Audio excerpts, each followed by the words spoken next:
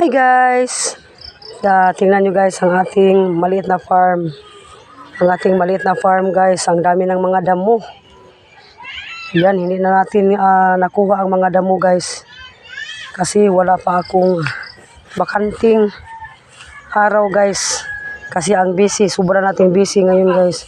Tingnan nyo ang ating maliit na farm. Ang dami na talaga guys. Kailangan talaga natin magkuha ng mga damo. Tsaka na lang ako magkuha ng damo guys. Kasi meron pa akong trabaho. Busy pa ako ngayon. Yan, may mga guys, star apple, kay Mito. Yan, may mga puno ng niyog. Dami guys, oh. May mga puno ng saging. Yung mga kakatanim ko lang. Yung mga guys, mga saging. Yan. Tsaka yung tawag sa amin guys ay tundan. Yan guys, tingnan nyo. Kakatanim ko lang na dwarf tree. Yan. Yan ang dwarf tree guys. Ito pa. Daming mga tanim ko na dwarf tree guys. Yan.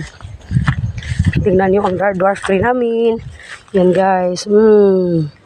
Daming mga dwarf tree natin. Tanim natin guys. Hindi pa siya ganun kalaki. Pero diligan na lang natin ng tubig para mataba ang ating dwarf tree.